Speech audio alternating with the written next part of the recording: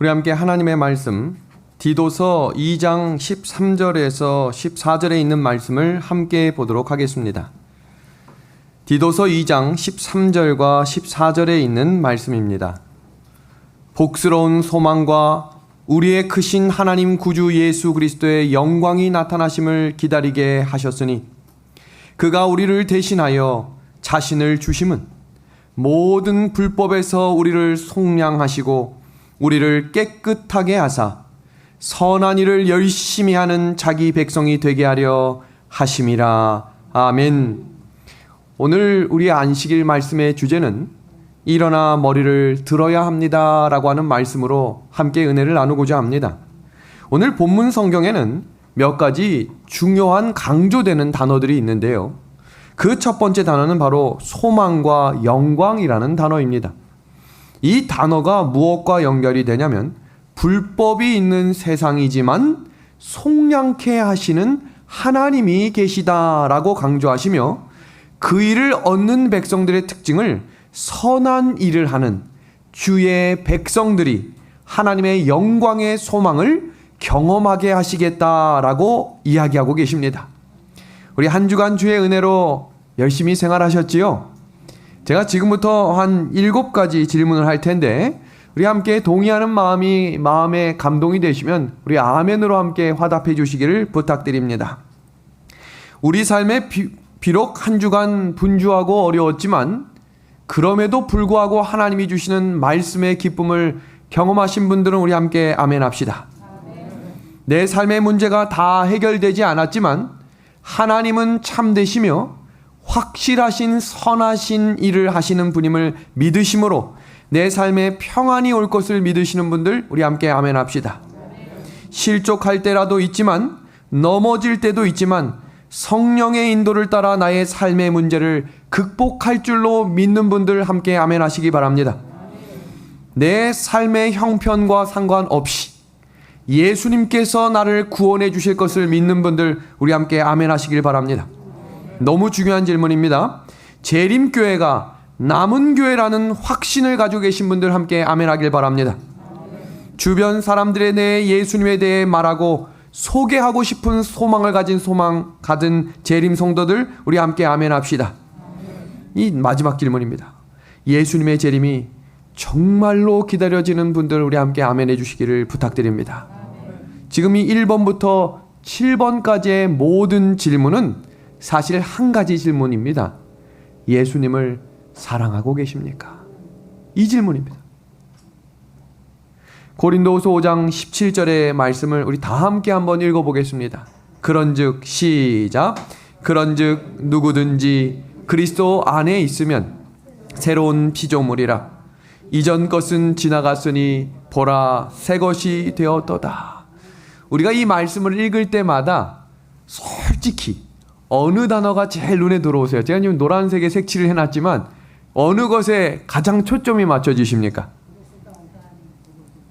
네? 같은 말씀인데 왜 다르게 읽는 거예요?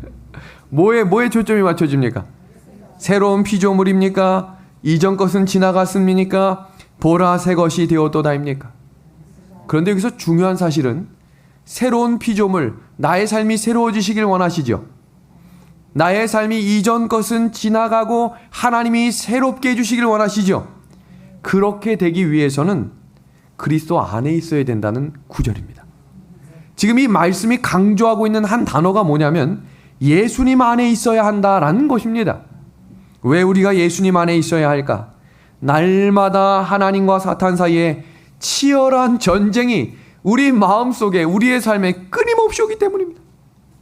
그때 하나님은 하나님의 보호하는 방법으로 그리스도 안에 들어와야 한다라고 이야기하고 있습니다. 그럼 우리가 확인해야 될 것이 있습니다. 도대체 그리스도 안이 어디냐는 거예요. 말은 알겠어요. 그리스도 안. 그런데 이 그리스도 안은 도대체 어디일까? 성경 우리 고린도후서 10장 3절에서 5절의 말씀을 보겠습니다.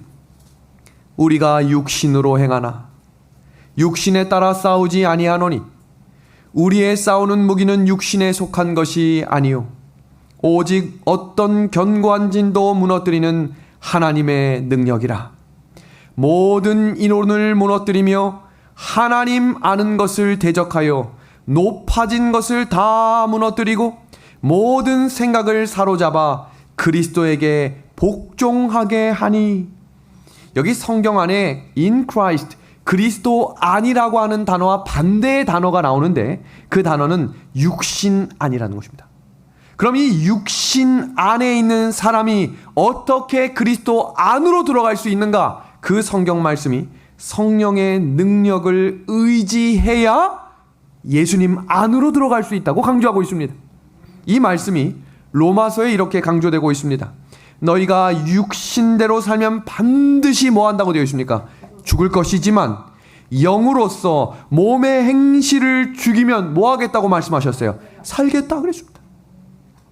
성령께서 하나님의 뜻과 진리를 알려주실 때 내 생각과 내 뜻을 내려놓는 것이 예수님 안에 거하는 것입니다.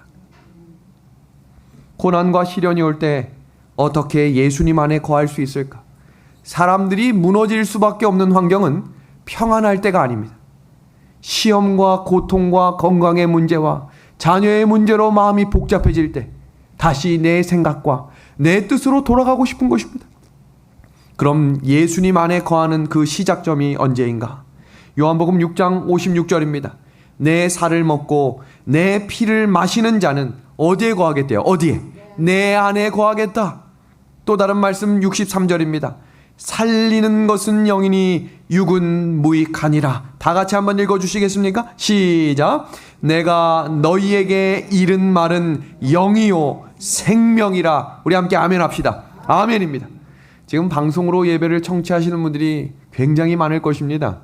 지금 수도권 지역이 지금 온라인 예배로 완전히 비대면으로 되었기 때문에 각 가정에서 예배를 드리시는 분들도 예배의 자세와 올바른 마음가짐으로 예배에 함께 동역하시고 동참하셔서 함께 성령의 은혜를 나누시게 되기를 간절히 소망합니다.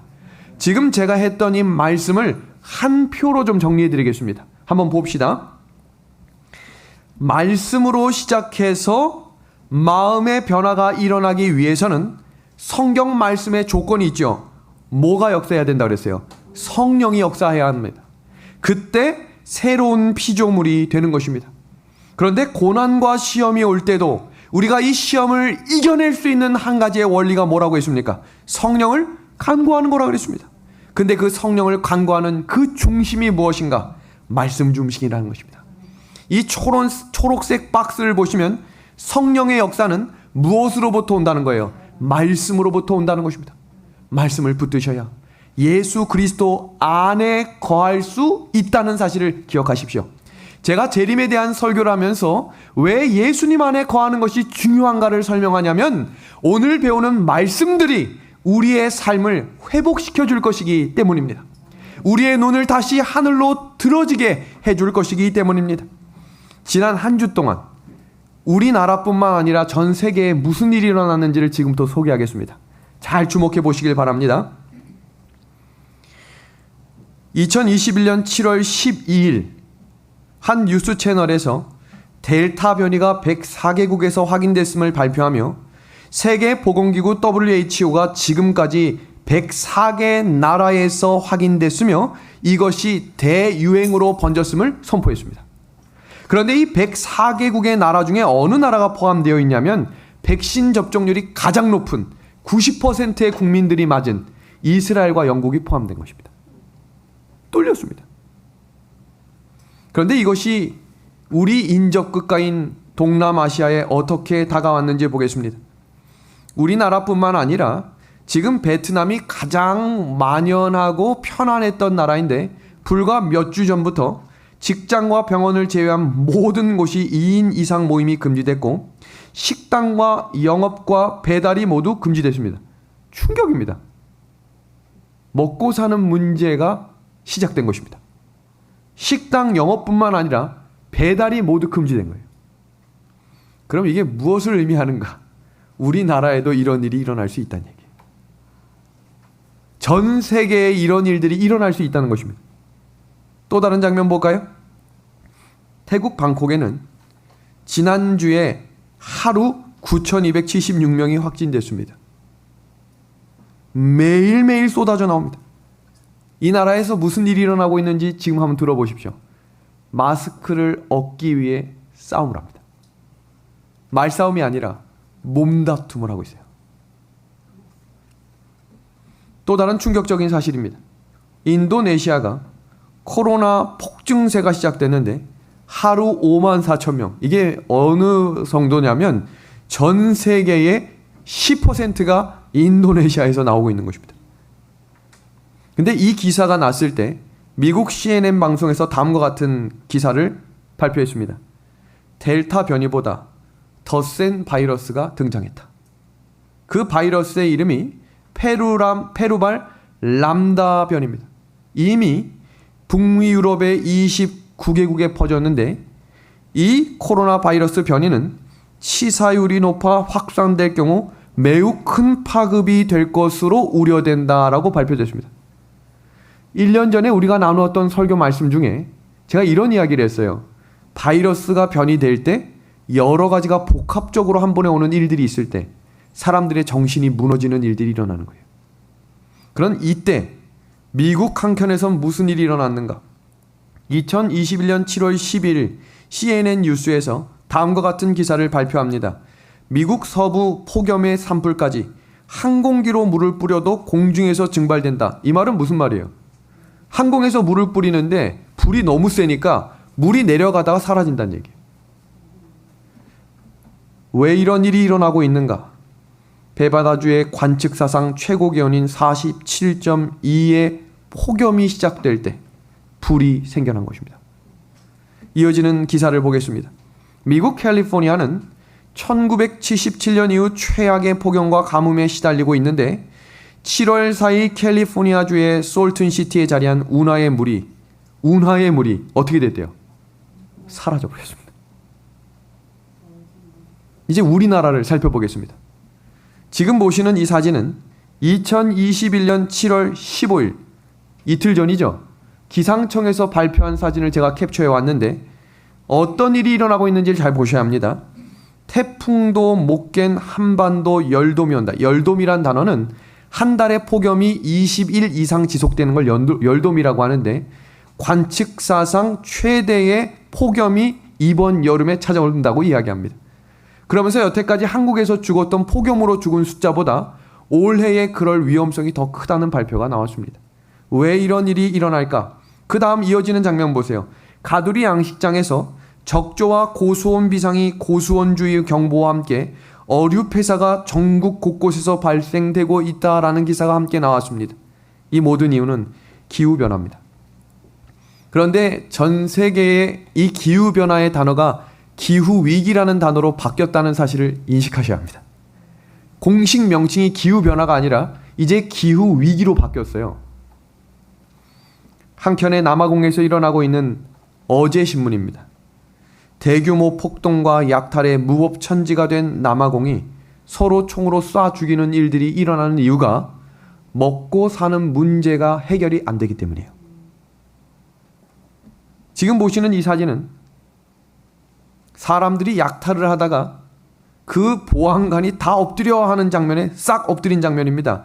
길을 보십시오. 남아공은 장기 경기 침체에 빠졌고 코로나19 대책으로 인한 행동 제한이 경제 상황을 더욱 악화시키며 빈곤층의 생활이 한층 피폐해졌다. 앞으로 펼쳐질 세상을 한 장면씩 소개하겠습니다. 세계 도처에 큰 재난이 일어날 때 복음이 폭발적으로 전해지는 일도 같이 보게 될 것입니다. 두 번째는 인공지능과 로봇 발전으로 일자리가 감소될 것인데 이것이 왜 충격적이냐면 빠른 고령화로 활력이 떨어짐으로 빈부격차가 커지게 되는 걸 보게 될 것입니다. 네 번째는 자녀 교육의 큰 변화로 인한 혼란이 신앙을 하는 사람들 안에도 일어날 것입니다. 다섯 번째입니다. 종이 지폐가 없어지고 디지털 화폐로 변경되는 일들이 곧 눈앞에 펼쳐지게 될 것인데 이 일이 어떤 일과 연관이 있냐면 온 세상 사람들을 통제할 수 있는 완벽한 시스템이 준비되어 가고 있는 것이고 재난의 바람이 놓여질 때 세계 경제가 한 번에 몰락될 수 있는 시스템이 준비되고 있다는 것입니다. 이때 짐승의 표 환란과 일곱 재앙이 지구에 내려지는 것을 목도할 것이 계시록 12장부터 22장까지 기록된 앞으로 일어날 예언을 설명드린 것입니다. 마지막 시대는 신앙이 아니면 통과할 수 없는 시대가 곧 올 것입니다. 마지막 때의 진리를 정확하게 이해하지 못하면 매우 혼란스러운 일이 일어날 것입니다. 우리 성경 말씀 다 함께 읽어주시기를 부탁드립니다. 시편 119편 126절에 있는 말씀입니다. 같이 읽어볼까요? 시작. 그들이 주의 법을 폐하여 싸우니 그들은 여호와께서 일하실 때니이다. 아멘입니다. 주의 법이 폐해졌다. 요한일서 3장 4절은 이 말씀을 이렇게 부연합니다. 죄를 짓는 자마다 불법을 행하나니 죄는 뭐라고 이야기합니까? 불법이니라. 우리 지난주에 배웠던 내용을 좀 잠깐 복습하겠습니다. 성경 예언입니다. 계시록 마지막 끝장 21장에는 새하늘과 새 땅이 일어남을 설명했고, 지난주 화요일 계시록 공부할 때 우리가 배웠죠? 계시록 20장에 천년기의 하늘이 열렸다라고 우리가 함께 공부했습니다. 그럼 그 전시대에 바로 일어난 일이 뭡니까? 재림입니다. 저희가 지금 거꾸로 가고 있는 거예요. 이렇게 처음부터 가는 게 아니라 성경 끝에서부터 지금 이 시대까지 이어지는 장면을 공부하는 겁니다. 그럼 재림 직전에 일어날 일이 뭐라고 설명드렸습니까? 계시록 16장의 7재앙. 그럼 이 7재앙이 내려지는 그 시점은 언제인가? 교황을 숭배하고 경배하는 것이 강제적으로 일어나는 계시록 13장 끝자락에 7재앙이 시작된다고 했습니다. 성경 계시록 13장 8절과 15절에 죽임당한 어린 양의 생명책에 창세의 이후로 이름이 기록되지 못하고 이 땅에 사는 자들은 다 그 짐승에게 경배하리라. 짐승의 우상에게 경배하지 아니하는 자는 몇이든지 다 어떻게 되겠다 그랬어요? 죽겠다 그랬습니다. 그럼 이 바로 직전에 무슨 일이 일어날까? 자유가 박탈되고 강요되는 시대가 시작되는데, 그 일이 일어나기 위해선 무엇이 준비되어야 된다 그랬습니까? 정치와 종교가 통합이 되어야 그 일이 가능하다고 설명을 드렸습니다. 그럼 이 정치와 종교가 통합될 때 이 사회에 일어나는 일이 에큐메니칼 운동, 이 문장들을 신문 지면과 뉴스에서 자주 듣게 될 겁니다. 그리고 종교연합운동, 신세계질서, 세계 단일 정부라고 하는 단어들을 종종이 아니라 매우 자주 듣게 될 것입니다. 그리고 사회주의 세상이 찾아오는 일들이 시작되며 그 전에 바로 일어나는 일이 자유경제가 파괴되는 일을 목도하는 것입니다. 그럼 이 자유경제가 파괴되기 위해서 선행되어야 할 것이 뭐냐면 무법, 불법, 편법입니다. 왜냐하면 법대로 하면 이 자유경제를 파괴할 수가 없어요. 그러니까 편법을 만들어내야 되고 무법과 불법을 자행해야 합니다. 그럼 도대체 이 일을 하려면 어떤 일을 준비해야 하는가? 바로 통제와 감시와 감독하는 시스템이 자리 잡혀져야 편법과 무법과 불법이 만연해지는 것입니다. 그런데 이 일이 뭐로부터 지금 시작되고 있다고 설명드렸어요? 코로나입니다. 코로나. 통제와 감시와 감독이 너무나 당연해지고 그것을 익숙할 뿐만 아니라 하지 않는 사람을 고소하는 시대. 지금이 이때이라는 사실입니다. 성경에는 지금 우리가 강조되고 있는 이 무법과 불법과 편법에 대해서 이렇게 이야기하고 있습니다. 오늘은 왜 우리가 일어나 머리를 들어야 하는지, 지금 이 시대가 도대체 어느 시대에 우리가 살고 있는지를 아셔야 왜 이 성경 말씀이 그렇게 강조되는지를 아시게 될 것입니다. 우리 한번 창세기 6장 5절에 있는 말씀을 함께 보겠습니다. 여호와께서 사람의 죄악이 세상에 가득함과 그의 마음으로 생각하는 모든 계획이 항상 악할 뿐임을 보시고. 창세기 6장은 노아 홍수 바로 직전에 일어났던 장면입니다. 사람들의 모든 생각이 다 악한 거예요. 그런데 성경 마태복음 24장을 보면 마지막 때가 노아의 때와 같겠다라고 이야기하고 있습니다. 마태복음 24장 12절입니다. 불법이 성함으로 많은 사람의 사랑이 식어지리라. 이 성경이 현대어 성경에 이렇게 되어 있습니다. 세상은 무법 천지가 되며 사랑이 식어질 것이다. 심판이 일어나야 되는 이유는 두 가지입니다. 첫 번째는 악인들의 심판이에요. 하나님의 법을 부수고 불순종하며 하나님의 법을 업신여기는 자들을 심판하시는 장면이고, 두 번째 심판은 하나님의 법대로 사는 사람들의 핍박과 고난을 신원해 주시겠다 그랬어요. 보상해 주시겠다 그랬어요. 구원해 주시겠다고 했습니다. 그 일을 위해 우리 예수님이 오셔야 하는 것입니다. 하나님의 법의 특징이 있습니다. 신명기 10장 13절의 말씀입니다. 우리 첫 문장 같이 한번 읽어보겠습니다. 시작. 내가 오늘 내 행복을 위하여. 됐습니다. 하나님이 우리에게 법을 주신 이유는 무엇을 위해 주신 겁니까? 행복입니다. 그리고 하나님의 법은 천지 만물의 질서와 운행을 주관하시기 때문에 반드시 필요한 거예요. 자연의 법칙은 자연스럽게 생긴 것이 아니라 하나님께서 계획하시고 질서 있게 만드셨다는 사실을 기억하셔야 합니다. 해는 우리의 의지와 상관없이 오늘 아침에도 떴습니까? 내일 아침에도 떴습니까? 이게 자연의 질서예요. 하나님이 만들어 오신 법칙입니다. 그런데 지금 이 그림을 한번 봐주시겠습니까? 여기 과일과 채소들이 있습니다. 근데 이 과일과 채소들은 하나님이 어떻게 만드신 것인지를 보겠습니다. 창세기 1장 11절입니다. 하나님이 이르시되 땅은 풀과 씨 맺는 채소와 각기 모대로 만드셨다고 되어 있어요. 종류대로 창조하셨다 그랬습니다. 하나님은 식물만 종류대로 창조하신 것이 아니라 창세기 6장 20절에도 이렇게 말합니다. 새가 그 종류대로, 가축이 그 뭐라고 되어 있어요? 종류대로, 땅에 기는 모든 것이 그 종류대로 지었다라고 이야기하고 있습니다. 이것은 콩 심은데 뭐가 납니까? 팥이 납니까? 콩 나고 팥 심은데 뭐가 납니까? 팥이 나죠. 이것이 자연의 법칙입니다. 이것을 성경적으로 유전 법칙이라고 부르는 거예요. 법칙이 정해져 있는 거예요. 누가 만드신 거예요? 하나님입니다. 그런데 이 하나님이 만든 법칙을 25년 전, 30년이 채 안 된 어느 날 사람이 이 유전 법칙에 손을 대기 시작했어요. 자연의 법칙에 사람이 손을 댔다 이 말은 하나님의 법에 대항하기 시작한 것입니다. 여러분 GMO라는 단어 들어보셨습니까?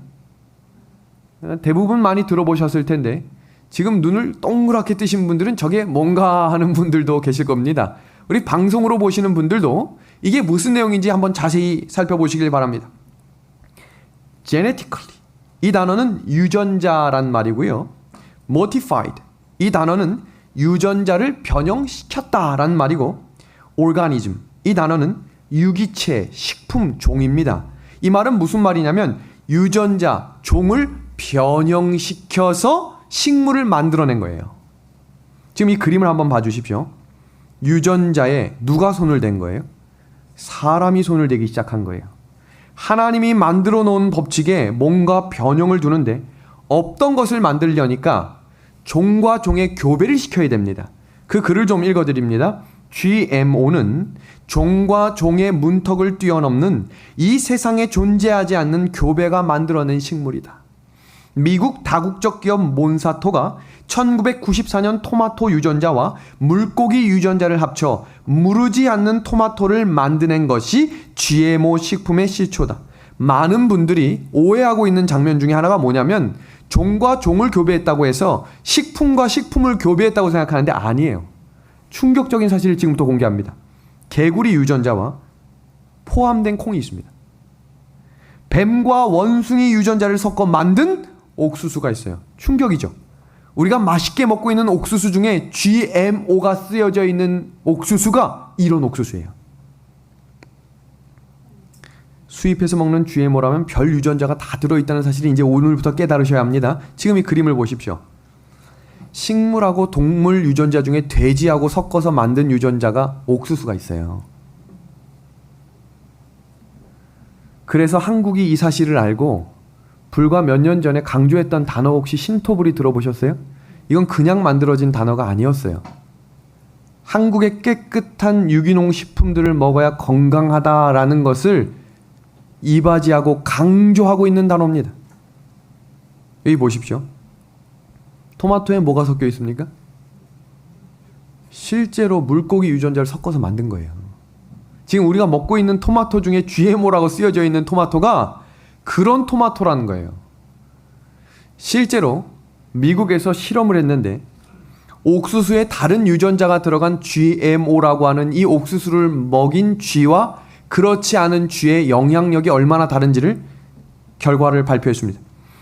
이 GMO 옥수수를 먹은 쥐는 종양 발생 80%와 조기 사망률 70%의 결과가 나왔습니다.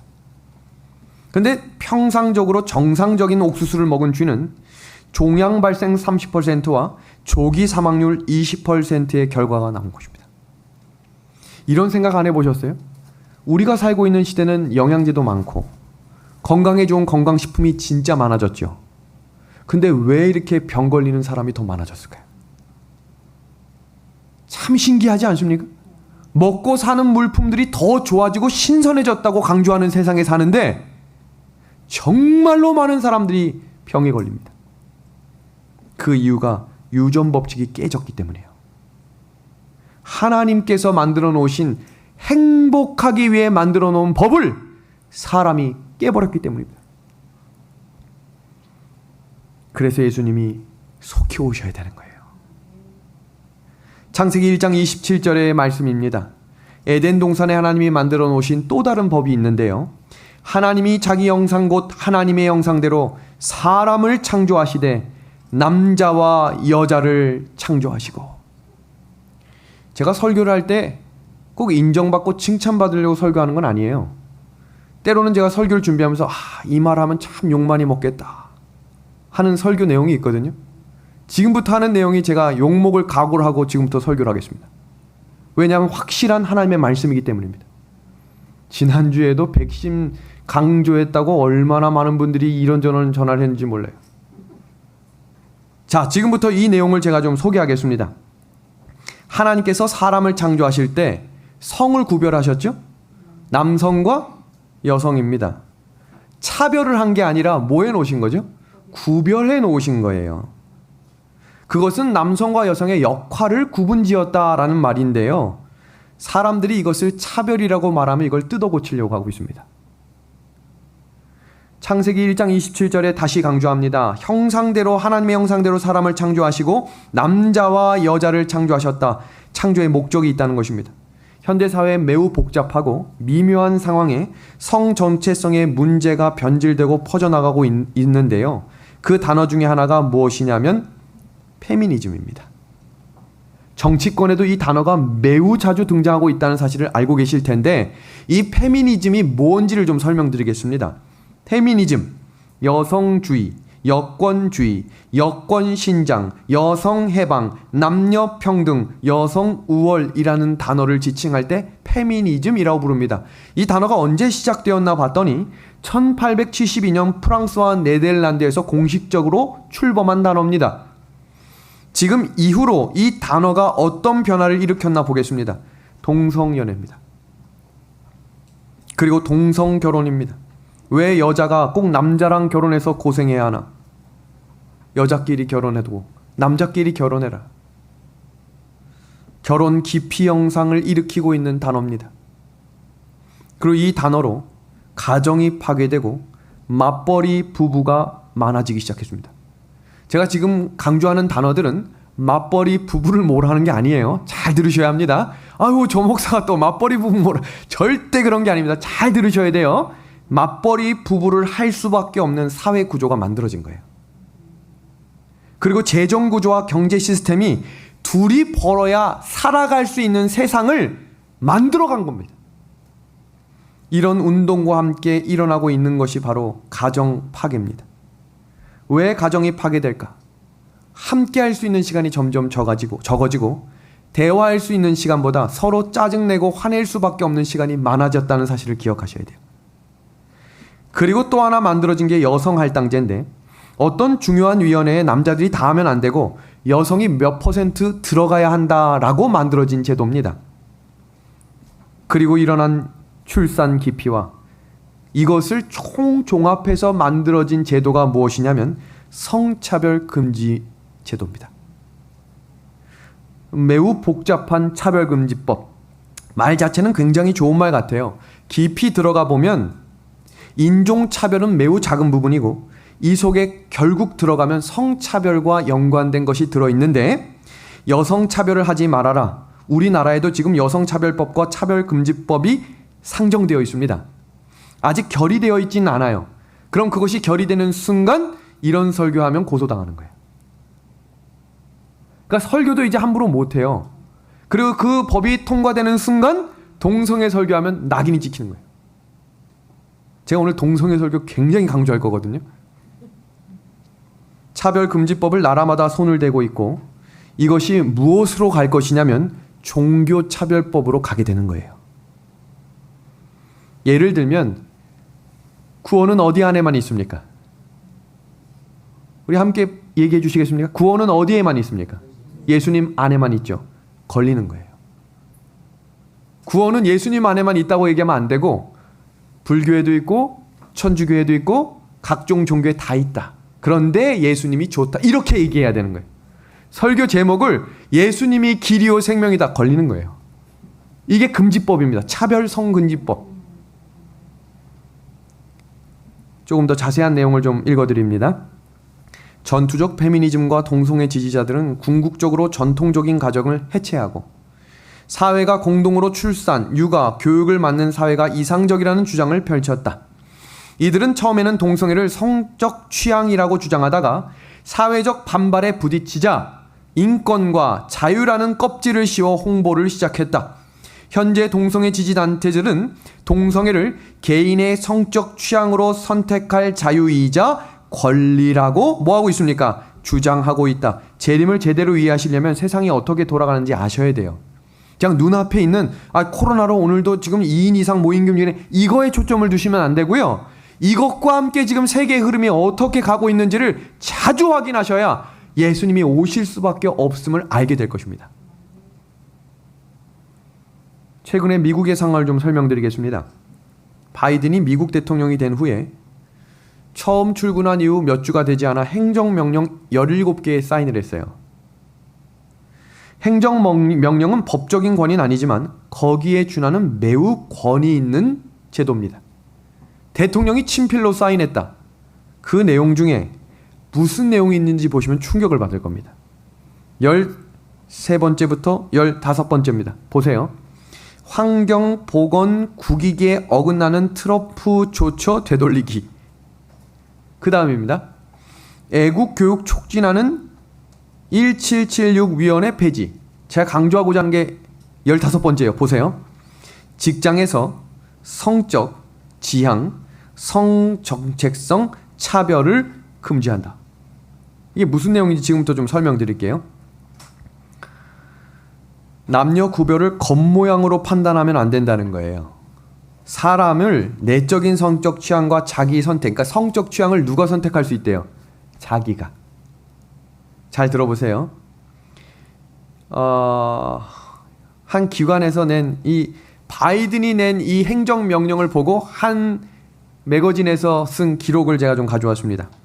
여자를 보호한다는 바이든은 생물학적으로 남자가 여성 스포츠에 참여할 수 있는 길을 허락했다. 이 말은 트랜스젠더가 아니어도 내 스스로가 남자인데 스스로가 속으로 난 여자라고 생각하면 여성 경기에 참여할 수 있도록 법으로 제정해줬어요. 이해하시겠어요? 그 다음에요. 바이든은 최근 행정명령으로 성전환자의 권리를 보호하고 그것을 실질적으로 여성의 권리에 대한 도전이다라고 이야기합니다.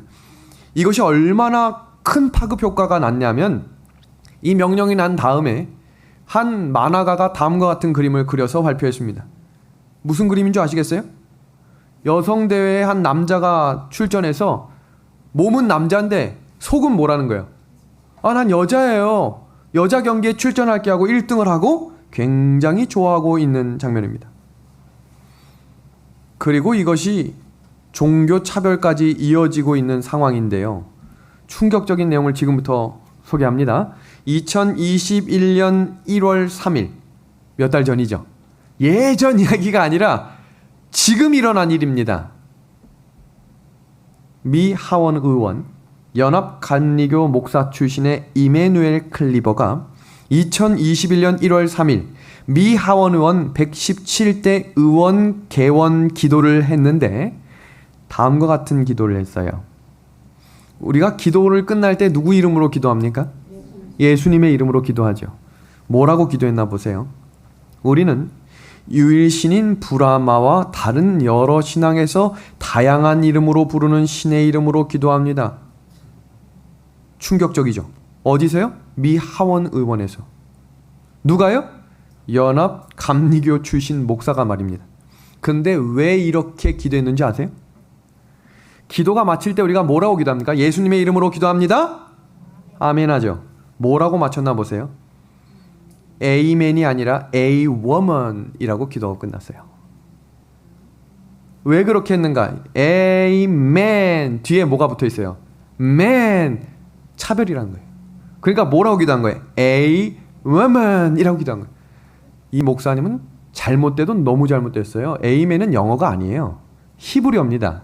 에이맨이라는 뜻은 무슨 말이냐면 동의하고 하나님의 말씀을 확신합니다 라고 할 때 에이맨이라고 하는 거예요. 근데 영어적 표현으로 스펠링이 man이라고 이거 차별하면 안 된다. 그러니까 뭐로 바꾼 거예요?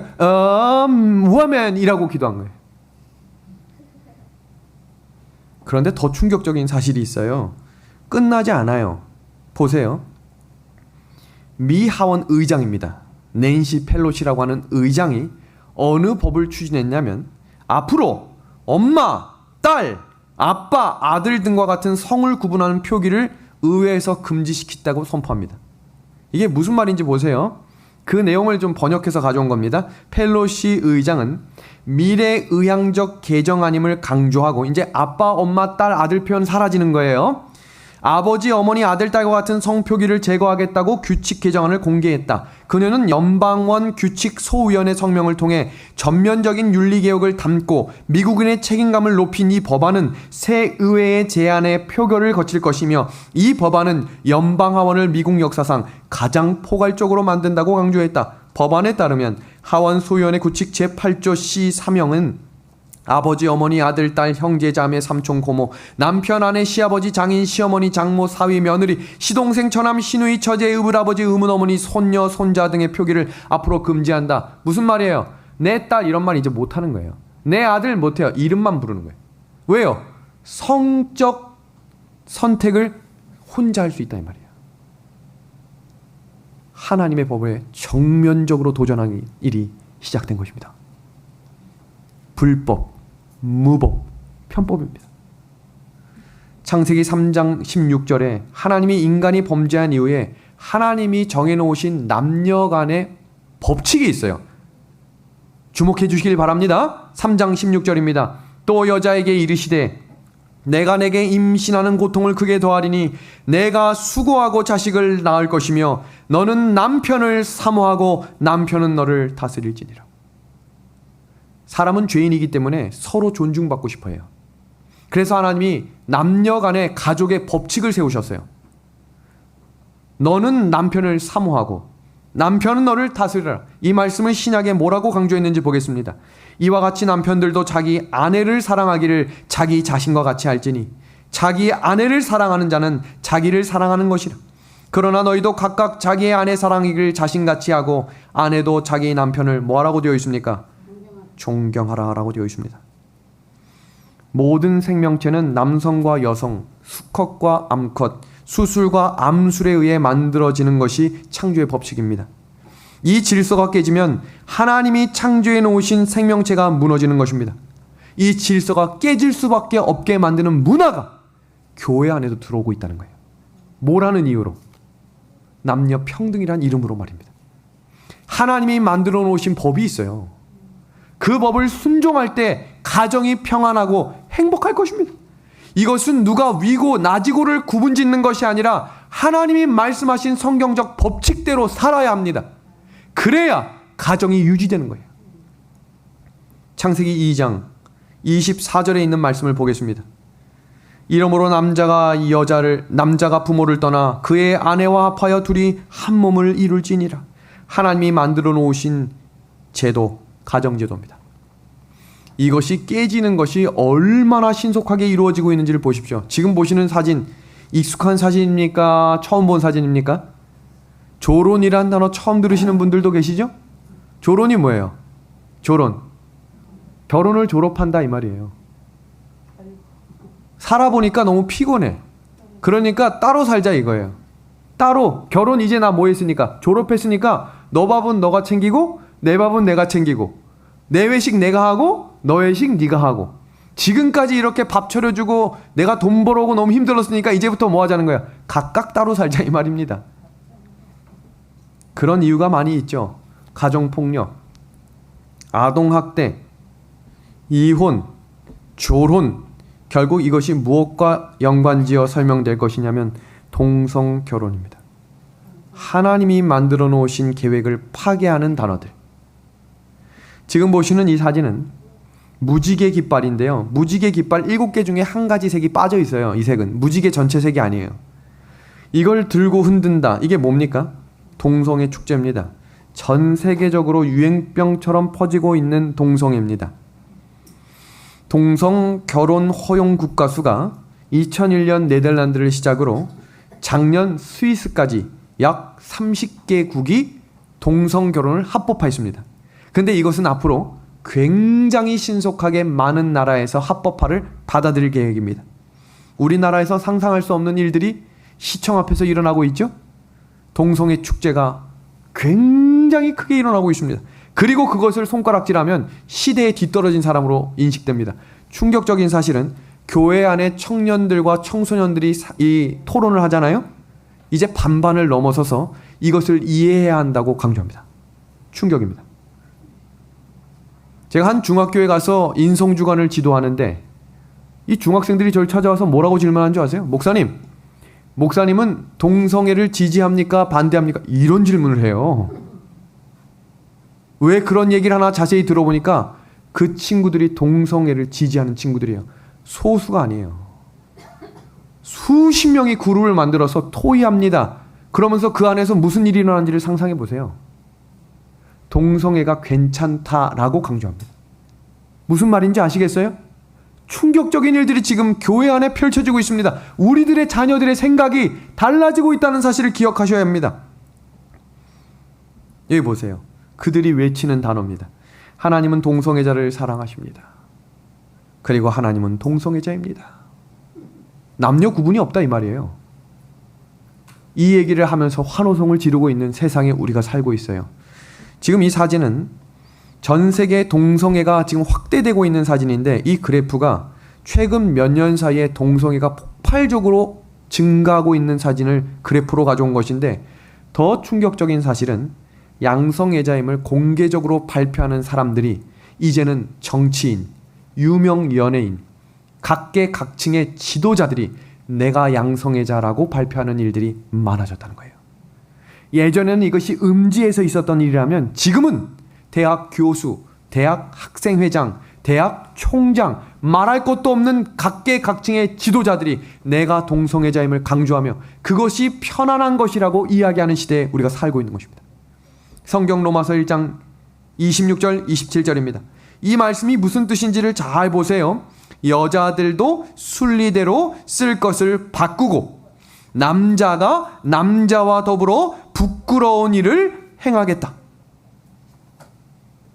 성경 누가복음 18장 28절과 30절에는 롯의 때와 같이 인자에 나타나는 날에도 이러하겠다 그랬습니다. 무슨 일이 일어났나 우리 창세기 19장으로 가보겠습니다. 롯의 집에 한 손님이 찾아왔죠. 근데 그걸 누가 봤습니까? 동네 주민들이 봤습니다. 근데 정신 나간 사람들이 뭐라고 이야기하냐면 너희 집에 손님들을 내놔라 그래요. 그러면서 한 단어가 뭐냐면 우리가 그들을 상관하겠다. 그 단어가 영어 성경에는 성관계입니다. 그때 롯이 뭐라고 이야기하냐면 아직 남자를 모르는 내 딸들을 내보내겠다. 필요 없대요. 우리는 뭐가 필요하다는 거예요? 남자가 필요하다. 소돔과 고모라가 망한 첫 번째 이유는 동성연애였어요. 제가 지금부터 충격적인 이야기를 합니다. 소돔과 고모라가 망한 첫 번째 이유는 동성연애였거든요. 그런데 오늘날에 동성결혼이 합법화됐다고요. 무슨 말인지 아시겠어요? 예수님이 오실 때가 된 거예요. 마지막 심판의 때가 가까이 온 것입니다. 성경 유다서 1장 7절입니다. 소돔과 고모라와 그 이웃 도시들도 그들과 같은 행동으로 음란하며 다른 육체를 따라가다가 영원한 불의 형벌을 받음으로 거울이 되었느니라. 이 일들이 어떻게 전개되고 있나 보십시오. 신문입니다. 동성 연애와 결혼을 하려고 한 케이크 가게에 우리 동성 결혼합니다. 기념 케이크 만들어 주십시오. 라고 이야기했는데, 우리 그 케이크 못 만들어 줍니다. 했더니 고소했어요. 한 목사님에게 저희 동성 결혼 주례 좀 해주십시오. 부탁했더니, 저는 못합니다. 180일간의 징역과 $1,000의 벌금형이 떨어졌습니다. 무슨 말인지 아시겠습니까? 법으로 이런 것들을 제정하는 하나님의 법과 대항하는 법들이 많아지겠다는 것입니다. 중요한 말씀입니다. 자유와 평등은 중요한 가치이지만 그것은 하나님의 말씀과 계명 안에 존중되어야 함을 기억합시다. 지금 보시는 이 사진은 한 사람이 회개함으로 침례를 받는 사진이 아니고 동성애자가 침례받는 장면입니다. 동성애자가 동성애를 버리고 회개하는 게 아니라 여전히 동성애를 가지고 있지만 교회의 재직으로 임명하는 거예요. 한 보수교회에서, 미국의 큰 개신교회에서 앞으로는 동성애를 다루는 설교를 하지 말자고 직원회에서 결의를 했어요. 왜냐하면 본인들의 자녀 중에 동성애라는 자녀가 있고 교회의 재직 중에 장로님이 동성애자가 있는 거예요. 여기 앞에 계신 장로님 한 분이 동성애자인데, 여러분, 동성애는 죄입니다. 그럼 무슨 일이 일어나는 거예요? 끝나고 분쟁이 일어나는 거예요. 그러니까 다른 설교하자는 거예요. 이것이 교회 안에 일어나고 있는 일입니다. 세상이 소돔성이 되었고 세상이 소돔성이 되자 교회 안까지 소돔의 깊은 죄가 들어왔습니다. 이것이 예수님의 재림을 말하고 있는 또 하나의 징조이며 하나님께서 백성들을 깨우고 계시다는 사실입니다. 교회는 죄인들이 모이는 곳입니다. 맞아요. 그러나 교회는 단지 죄인들만 모이는 곳이라면 교회가 아니에요. 교회는 죄인이 하나님의 말씀을 순종하는 성도로 변화될 수 있도록 죄를 죄라고 말할 수 있는 곳이 되어야 합니다. 그것이 때때로 마음의 상처가 될지라도, 그래야 삶의 변화가 일어난다면 성령을 의지함으로 설교해야 합니다. 그리고 그것이 가르쳐지고 지켜질 때 이 교회를 하나님의 방법대로 하나님이 인도하시는 것입니다. 이 장면을 한번 봐주시기 바랍니다. 요나가 깊은 잠이 들고 풍랑이 왔습니까? 아니면 풍랑이 오고 깊은 잠이 들었습니까? 요나가 배 밑에 쿨쿨 자고 있을 때 풍랑이 온 거예요. 마지막 때에 왜 세상에 재난과 지진과 일들이 일어나는 이유는 하나님께서 하나님의 백성들을 깨우기 위함임을 기억하십시오. 깨어서 일어나셔야 합니다. 저희가 오늘 살폈던 세 가지를 좀 다시 정리합니다. 첫 번째는 유전 법칙을 깨고 있는 사람의 도전과 성 전체성에 대한 법이 개정되고 있는 사실들, 그리고 이것들은 결국 하나님이 만들어 놓으신 가정 제도를 깨는 법이라는 사실을 기억하십시오. 그것이 오늘 우리가 읽었던 시편 119편 126절입니다. 다 같이 한번 읽어주시겠습니까? 그들이 시작. 그들이 주의 법을 폐하여 싸우니 지금은 여호와께서 일하실 때니이다. 잠언 6장 23절입니다. 대저 명령은 뭐라고 이야기합니까? 등불이요. 법은 뭐라고 이야기합니까? 빛이요. 훈계의 책망은 곧 뭐라고 이야기합니까? 생명의 길이라. 우리가 가지고 있는 이 성경이 등불이 되어야 합니다. 우리가 가지고 있는 이 성경이 이 세상의 어둠을 밝히는 빛이 되기를 간절히 소망합니다. 왜냐하면 이 성경이 생명의 길이 되기 때문입니다. 오늘 말씀을 정리합니다. 그런즉 누구든지 그리스도 안에 있으면 새로운 피조물이라. 그리스도 안에 있는 방법이 뭐라고 설명드렸습니까? 고난과 시험이 올 때 어디로 다시 돌아가는 거예요? 말씀 중심. 그리고 기도할 때 누구를 간구하는 거예요? 성령을 간구하고, 그때 우리의 삶에 온전한 마음의 변화가 일어날 수 있도록 하나님께 들어갑시다. 그리스도 안에서, 우리 그리스도 안에서라고 읽으면 우리 믿음의 가족들이 우리 뒤에 있는 말씀을 읽어주시길 바랍니다. 그리스도 안에서, 그리스도 안에서, 그리스도 안에서, 그리스도 안에서. 지치시면 안 됩니다. 3개 남았습니다. 그리스도 안에서,